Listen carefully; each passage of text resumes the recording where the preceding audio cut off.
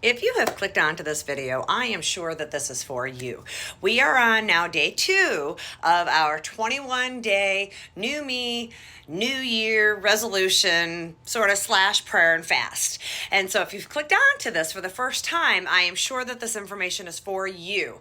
I have other videos. Go back and watch them because they have led up until this one. Number 1, if you are doing a New Year's resolution, and you have done the same resolution before, or you're trying something different, or in the past you have not been successful. Number 1, I want to get on here and I want to be your cheerleader telling you reset, restart, refocus as many times as you need to, okay? It is not a fail unless you just don't start again.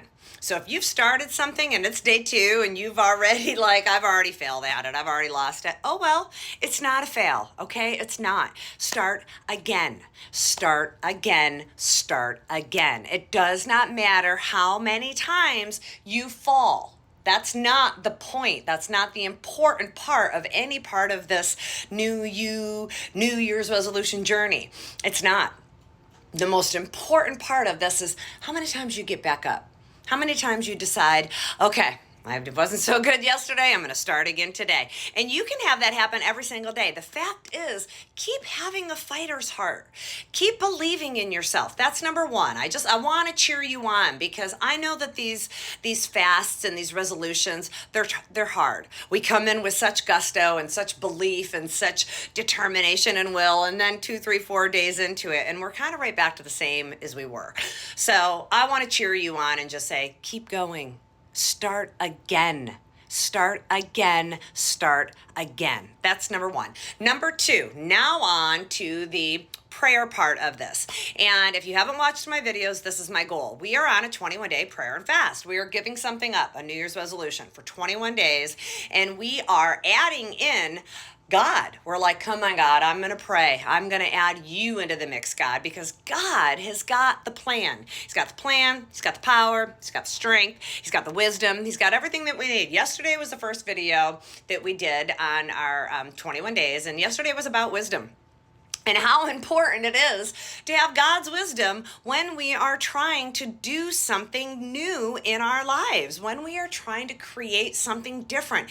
If you've done it on your own, you know how very difficult it is. You know how defeating it can be. You know how, people and places and situations can just get in your way and fumble the whole thing.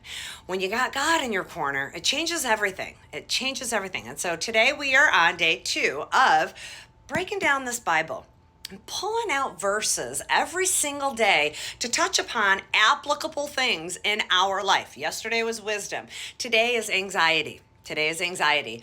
What does God say to us about anxiety? And there's a million Bible verses, but I'm going to do one Bible verse about what God says, and then I'm going to throw in a Bible verse about our part, because you guys, here's the thing. God is not a magic genie. Okay? You don't just get to go to God and pray to God when you need something, expect that he's going to show up and he's going to bless it the way you want it blessed, and then you're over and out. That's not how God works. God loves you. He is your Father. He created you. You were created in his image. We all were. It's why we yearn for love, and we yearn for peace, and we yearn for acceptance and worth. We look for it in all things of this world. And God says, I'm the only one that is going to fill that deep, dark part of you. But you got to be in a relationship with him. And how do you get into a relationship with God? You just start praying to him, talking to him, spending time with him. That's why we are spending 21 days as we are changing our lives with New Year, New Me. We're bringing God into the mix this year. So what does God say about anxiety? What does God say? God says this. It's 1 Peter chapter 5, verse 7. And God says, cast all your anxieties on him because he cares for you. Cast all your anxieties on Jesus. Why? Because he cares for you. He loves you. He created you. You are his child. It's like a parent who loves their child. No parent wants to see their child suffer. And all parents have mostly more wisdom, right? So the parents are like, please do this because I know better. Please do this because I've already walked this plan and I know what's going to happen and I want what's best for you. That's what Jesus is saying to you. Jesus is like, I've been here. I've done that. follow me. God says, I'm the one that wrote the plan. So cast all of your anxieties on me. I want them. I want to help you carry them. I don't want you walking in worry. I don't want you walking in anxiety and stress and trying to control and trying to manipulate and what if that and what if this and oh no, I did this. And God says, I don't want that. You were not created to be every single day anxious filled, trying to control everything, trying to run everything, trying to handle everything, trying to do this 21-day prayer and fast or this resolution on your own. He says, cast them on me because I care for you. And I'm going to help you carry them. And I'm going to give you wisdom to try to figure them out. And I'm going to give you peace while you're in the middle of the mess. And I'm going to give you discernment so you can kind of navigate in it. That's why God says, cast them all on me. Talk to me about them. Pray to me about them because I'm going to help you with them. Now, here's our part, okay? God wants to burden all of our burdens with us. He loves us. He doesn't want you to go at it alone. You weren't created to go at it alone. But we do have a part. And our part, some people are not going to like this answer because, our pride runs the show and our ego runs the show and our control and our manipulation and our fears and our scars run our lives. We can't lose control. We can't lose control. If I don't run the show, who's going to run the show? Well, if you try casting your anxieties on God and you try getting him involved in his wisdom and his courage and his strength and his discernment, he's going to help you run the show with clarity and with strength. Okay. What is our part? Proverbs 22:4 says this, the reward for humility and the fear of the Lord is riches and honor and life. So what does that verse say? Number one, you got to humble yourselves, you guys.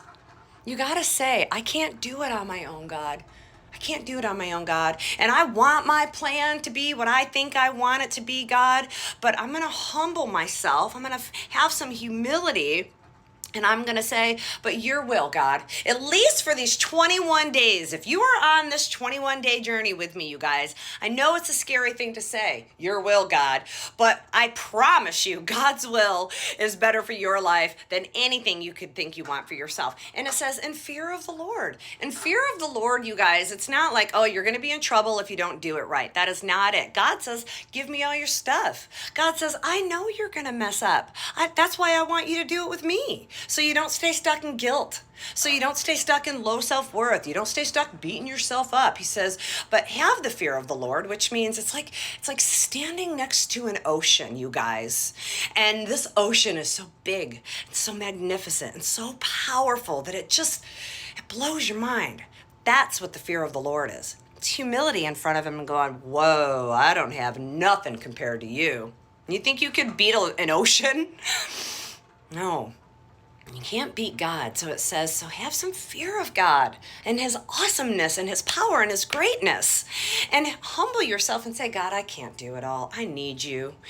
And then cast all of your anxieties on him. And God says this. God says this in 2 Chronicles chapter 7, verse 14. He says, if my people, that's you, that's me, that's every single one of us, if my people who are called by my name, so, you're calling out to God right now. You're trying to pray to him. You're trying to get him involved. He says, if they call by my name, will humble themselves and pray and seek my face and turn from their wicked ways, then I will hear from heaven and I will forgive their sin and I will heal their land. And there's a lot to that. But basically God says, all you got to do is just say you can't do it on your own. What are you gaining by trying to run everything on your own? He says, so just come to me.